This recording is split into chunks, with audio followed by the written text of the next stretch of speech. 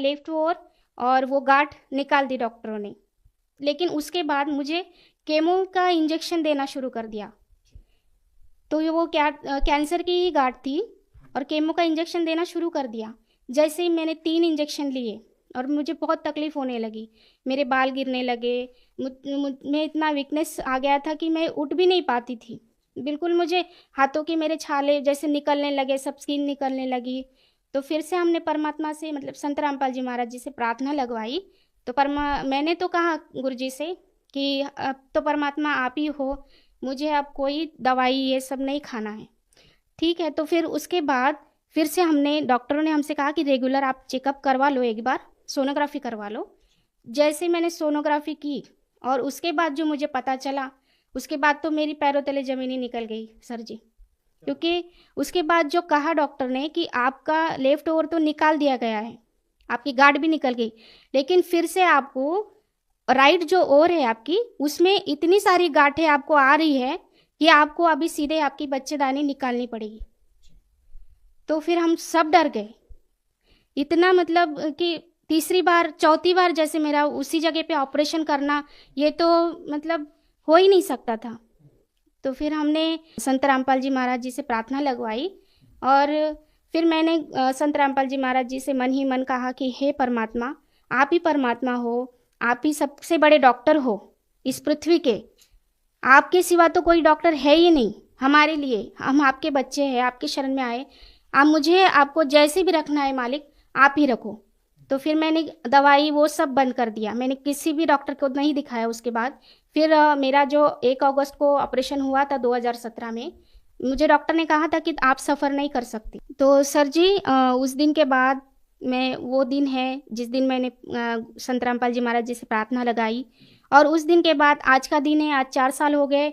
मैंने ना तो कोई सोनोग्राफी करवाई है अपनी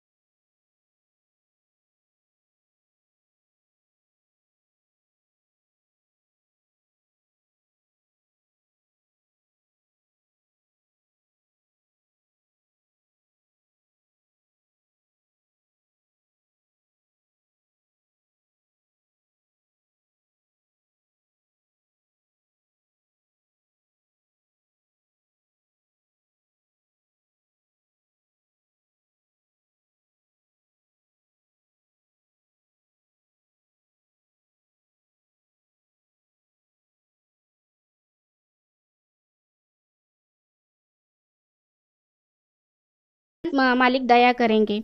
तो उसके बाद आज 2 साल हो गए, उसके आंखों के दाग बिल्कुल सही है। हमने किसी भी डॉक्टर को नहीं दिखाया है और आर्थिक लाभ तो हमें बहुत हुए। पहले तो मुझे जो बीमारी थी, हमेशा मैं, मेरा बेटा, हमेशा हमें बीमारी चलते रहते थे। इसकी वजह से बहुत खर्चा होता था। हर हफ्ते में बोलो 15 दिन में, हफ्ते में हम लोग अस्पताल में चक्कर काटते रहते थे। तो उसकी वजह से हमारी आर्थिक परिस्थिति बहुत ही खराब चल रही थी। लेकिन जैसे ही हमने संत रामपाल जी महाराज जी से नाम दीक्षा ली, तो मेरा भी अस्पताल जाना ये सब बंद हो गया। मैं अभी ठीक हूँ और मेरा बेटा भी ठीक है। तो इसलिए हमें बहुत अच्छी तरह से, मतलब संत रामपाल जी महाराज जी की दया से हमारी आर्थिक परिस्थिति भी बहुत अच्छी है। अंसाली जी, संत रामपाल जी महाराज जी के बारे में ये कहा जाता है कि वो व्रत उपवास करने के लिए मना करते हैं या फिर हार श्रृंगार करने के लिए मना करते हैं, जबकि ये महिलाओं के लिए बहुत पवित्र माना जाता है। तो आप क्या मानते हैं, संत रामपाल जी महाराज जी इन सब चीज़ों को मना क्यों करते हैं? जी, इन चीज़ों के लिए इसलिए मना करते हैं क्योंकि इन चीज़ों का कोई मतलब नहीं है। जो शास्त्रों में बताया गया है ये सब आडंबर है। जो हमें करना है, जो शास्त्रों में लिखा हुआ है वही साधना करनी है और वो बिल्कुल सादगी से की जाती है। ना कि सिंदूर लगाने से किसी भी बहन का पति की उम्र बढ़ती है, ये सब अंधश्रद्धा है। हम लोग अगर नहीं भी सिंदूर लगाएंगे और लगाएंगे भी, तो भी उनकी जितनी उम्र है उतना वो जिएंगे। लेकिन हंसाली जी, अंधश्रद्धा भक्ति तो संत रामपाल जी महाराज जी के भक्तों के बारे में कही जाती है, क्योंकि जब लोगों को लाइलाज या भयंकर बीमारियां होती हैं तो वो अक्सर हॉस्पिटल में डॉक्टर के पास जाते हैं, और आप लोग संत रामपाल जी महाराज जी को फ़ोन पे अरदास करते हो और ठीक हो जाते हो। लेकिन आज का जो पढ़ा लिखा समाज है वो इन बातों में कैसे विश्वास करेगा? वो तो आप लोगों को अंधश्रद्धा भक्त कहते हैं। जी, ऐसा वो लोग बोलते हैं जिनके गुरु से उनको लाभ नहीं मिल रहा है, उनकी जो पूजा वो देवी देवताओं की करते हैं, उनसे भी उनको कोई लाभ नहीं होता है। और रही बात डॉक्टर की, तो 4 ऑपरेशन मेरे भी हो रखे थे। मैं तो कैंसर की बीमारी से जूझ रही थी, फिर भी मैंने संत रामपाल जी महाराज जी से नाम दीक्षा लेने के बाद मुझे लाभ हुआ। मेरा आज कैंसर बिल्कुल ठीक है और मैं बिल्कुल स्वस्थ हूँ। आपको भी इस तरह के लाभ चाहिए तो आप भी संत रामपाल जी महाराज जी के शरण में आके देखिए, आपको भी लाभ मिलेगा। आप भगत समाज को क्या संदेश देना चाहते हैं? भगत समाज को प्रार्थना कर सकती हूँ सर कि ये शास्त्रानुसार भक्ति हमें संत रामपाल जी महाराज ही बताते हैं इस पृथ्वी पर। इनके अलावा और कोई भी संत नहीं है जो शास्त्रानुसार साधना बताते हैं। तो आप संत रामपाल जी महाराज जी के सत्संग सुनिए, ज्ञान समझिए और उनकी शरण में आइए। अगर कोई व्यक्ति संत रामपाल जी महाराज से नाम दीक्षा लेना चाहता है तो उनसे नाम दीक्षा कैसे प्राप्त कर सकता है? जी, विविध चैनलों पर संत रामपाल जी महाराज जी के सत्संग चलते हैं, जिसके नीचे पीली पट्टी चलती है। आप उस नंबर पे फ़ोन करिए, वहाँ से नज़दीकी नामदान सेंटर का पता कीजिए और उनसे नाम दीक्षा लीजिए जो निःशुल्क मिलती है। उनसे नाम दीक्षा लेकर आप अपना कल्याण करवाइए। जी, बहुत बहुत धन्यवाद। धन्यवाद सर। दर्शकों, अभी आपने सुने संत रामपाल जी महाराज से दीक्षा प्राप्त करके सुखी हुए भक्त के अनुभव। अब देखिए जगत गुरु तत्वदर्शी संत रामपाल जी महाराज के मंगल प्रवचन। अपनी साधना को मना करता है, केवल उसकी भक्ति करो। अब यहाँ जो प्रसंग चल रहा है ये क्या कह रहा है? यदि ब्रह्मा विष्णु महेश से ऊपर उठकर मेरी भी साधना करें, इनसे अच्छा लाभ तो मैं दे दूं। ये मेरी साधना करने वाले इनसे तर जाते हैं, इनसे ऊपर उठ जाते हैं, इनकी भक्ति नहीं करते, वो ब्रह्मलोक प्राप्त करते हैं। ये देखिएगा, अब 7वां अध्याय का हम अब 14वां श्लोक पढ़ रहे हैं। क्योंकि यह अलौकिक अर्थात अति अद्भुत त्रिगुण में ही मेरी माया रजगुण ब्रह्मा सतगुण विष्णु तमगुण शिव जी द्वारा फैलाया गया जाल बड़े दुस्तर है, और जो पुरुष मुझको ही निरंतर भजते हैं वो इस माया का यानी ब्रह्मा विष्णु महेश से ऊपर उठ जाते हैं, मेरे वाला लाभ प्राप्त करते हैं। 15 माया के द्वारा ब्रह्मा विष्णु महेश की साधना तक और इन्हीं से मिलने वाले लाभ पर जो दृढ़ हो चुके हैं और कोई सुनने को तैयार नहीं, उनके विषय में कहा है। जो इनके उपासक हैं तीनों गुणों के, ब्रह्मा विष्णु महेश के, माया के द्वारा जिनका ज्ञान हरा जा चुका है।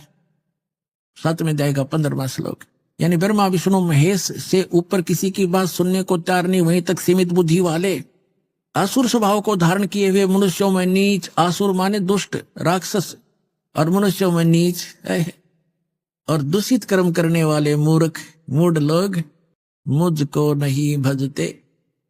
हो गया सिद्ध।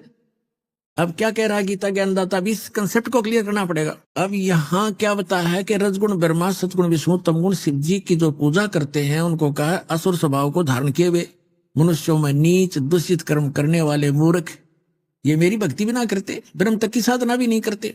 अब इसी से संबंधित आगे दिखाते हैं इसी 7वें अध्याय के 20, 21, 22 में। अब देखिएगा 7वें अध्याय का अध्याय नंबर 7 श्रीमद् भगवद गीता अध्याय नंबर 7 का और श्लोक नंबर हम 20 पढ़ेंगे।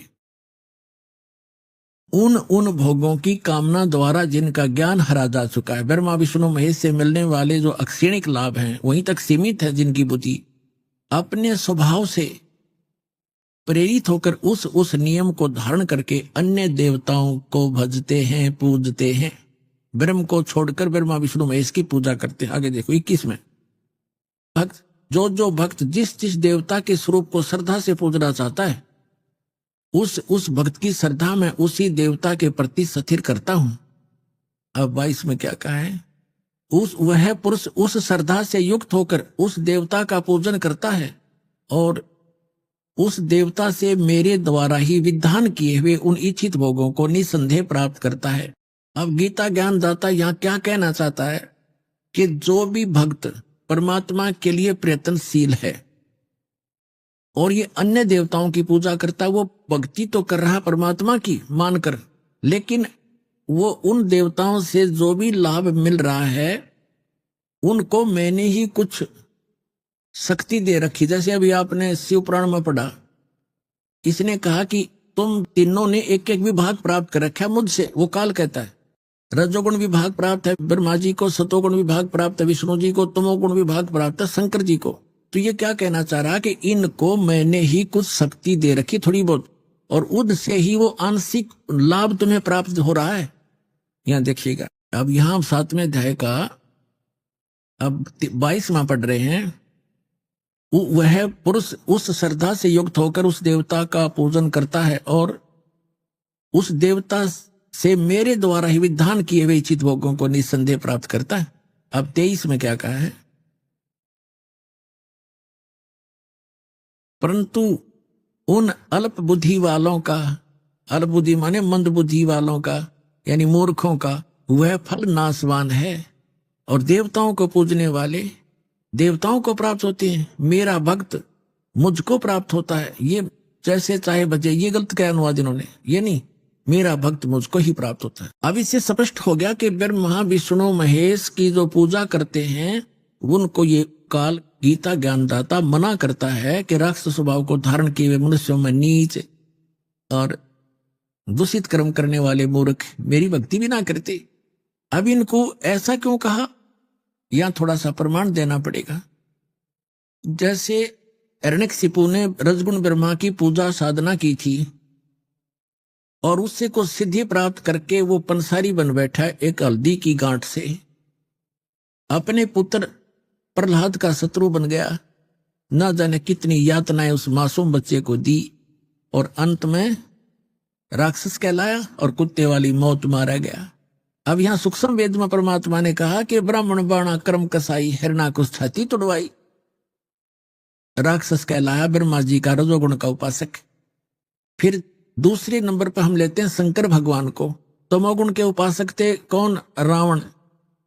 रावण जैसी उपासना वर्तमान का कोई भी शिव उपासक नहीं कर सकता, जिसने अपनी यहां से दड़ काट के भगवान के समर्पित कर दी थी और जैसा किया वैसा ही दे भी दिया, वर्क डन दे सकते हैं ये। लेकिन अंत में राक्षस कहलाया, अपने ही मां को उठा लाया, यानी शिव के बड़े भाई श्री विष्णु जी की पत्नी अर्थात श्री रामचंद्र की पत्नी सीता को उठा लाया और पत्नी बनाने की कुचेष्टा कर रहा था। इससे बुरा कर्म और क्या करेगा प्राणी, और कुत्ते वाली मौत मारा गया, राक्षस कहलाया।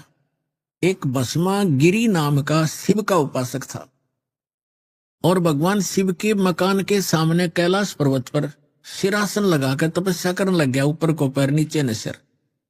12 वर्ष तक ऐसी साधना करता रहा। एक दिन पार्वती जी ने भगवान शिव से प्रार्थना की कि हे भगवान, आप तो महेश्वर हो, आप तो दाता हो, समर्थ हो, जो चाहे दे सकते हो, आपका भक्त क्या मांगता है इसको प्रदान करो और यहां से विदा करो।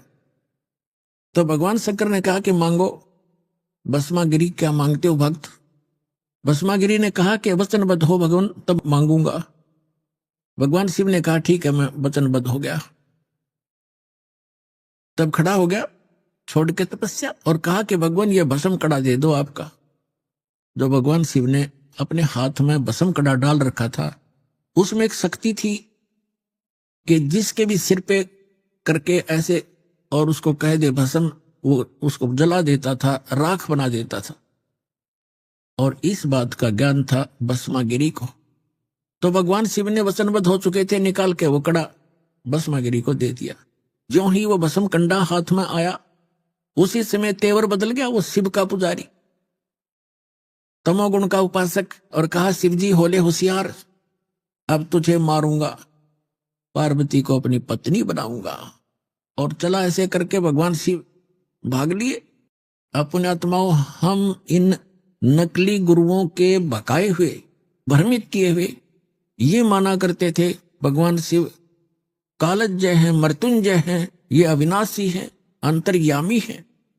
ये तो कोई सा भी ना पाए, ना अंतर्यामी थे भगवान शिव और ना ये अविनाशी थे। अविनाशी होते डर के क्यों भागते, वहां खड़े हो जाते, हाँ भाई कर कर बसम, और भाग लिए। और अंतर्यामी होते तो ये पता होता ये दुष्ट क्या दुर्भावना लिए साधना कर रहा है। वो अंतर्यामी भी नहीं है। आपको पता ही है कि फिर भगवान ने स्वयं आकर पार्वती रूप बनाया, विष्णु जी ने नहीं। वो एक ही मालिक है जो सबके दुखों को दूर करता है।